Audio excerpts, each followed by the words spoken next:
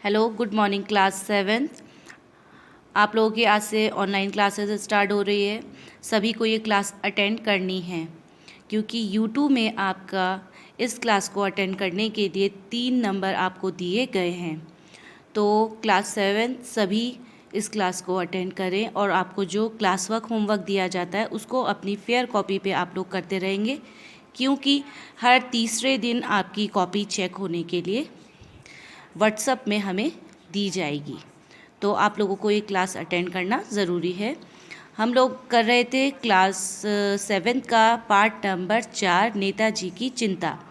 इसके दीर्घ प्रश्न उत्तर यानी कि लॉन्ग क्वेश्चन आंसर हम लोग कर रहे थे। अब इसमें हमने 3 प्रश्न उत्तर पहले हम इसके क्लास में ही कर चुके हैं। आज हम लोग चौथे प्रश्न से करेंगे।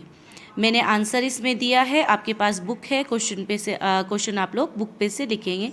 जैसे कि आपका प्रश्न नंबर 4 है, लेखक के अनुसार हमें मनुष्य जीवन किस लिए मिला है।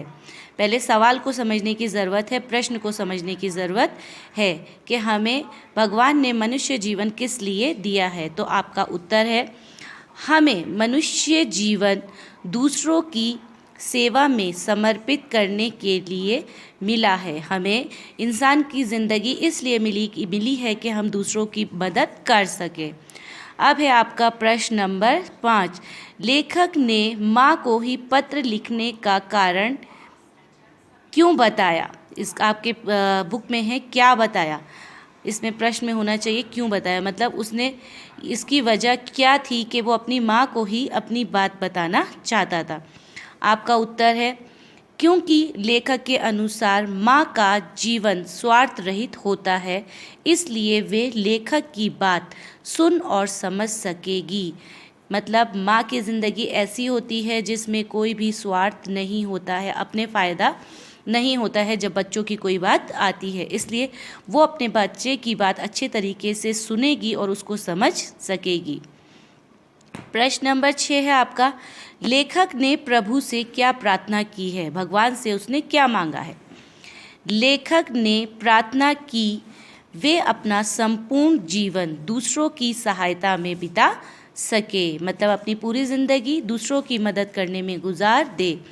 प्रश्न नंबर 7 है आप लोगों का, पंक्तियों के अर्थ स्पष्ट कीजिए। कुछ लाइनें आपको दी गई है, उनका मीनिंग आपको बताना है, अर्थ स्पष्ट करना है। जैसे आपका क है, बड़े दुख की बात है कि हम क्या थे और क्या हो गए हैं, हमारा धर्म कहाँ से कहाँ पहुँच गया है। इसका उत्तर है, लेखक को दुख हो रहा है कि जिस देश में धर्म को सम्मान की दृष्टि से देखा जाता था, वहाँ अब पाप और पापियों का बोलबाला रह गया है। मतलब कवि को इस चीज़ का बहुत दुख है कि जहाँ हमारे देश में धर्म को सब में ऊपर माना जाता था, वहाँ आज पाप और पापी लोग बढ़ गए हैं।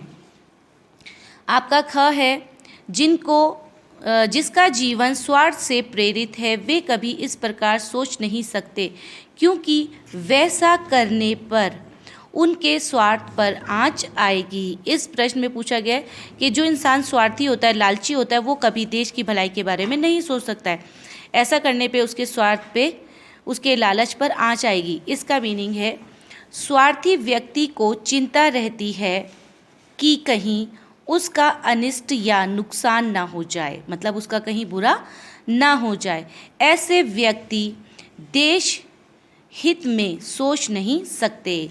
जो इंसान हमेशा अपना फ़ायदा सोचता है वो कभी देश के बारे में अच्छा सोच नहीं सकता। उसके बाद आपका है ग में आपको पूछा गया है, अगर मुझे जीवन में इससे अधिक कुछ नहीं प्राप्त करना है तो मैं जीवित ही क्यों रहूं। इन लाइनों का मतलब है, लेखक के अनुसार यदि देश की सेवा के बारे में कुछ करने या सोचने की ज़रूरत नहीं है तो ये जीवन भी व्यर्थ है। लेखक का मानना है, अगर मुझे सिर्फ अपनी ज़िंदगी के बारे में ही सोचना है, अपने देश के लिए कुछ नहीं करना है, तो मेरा जिंदा रहना ही बेकार है। ये आपके हो गए लॉन्ग क्वेश्चन आंसर आज ख़त्म। तो आप लोग ये जितना भी आपको इसमें दिया गया है क्वेश्चन नंबर 4 से 7 तक के जो आपको प्रश्न उत्तर दिए गए हैं, इनको आज आप अपनी क्लास की कॉपी पे होमवर्क की तरह इसको करेंगे। ये आपका होमवर्क है और साथ में डेट मेंशन करना नहीं भूलेंगे।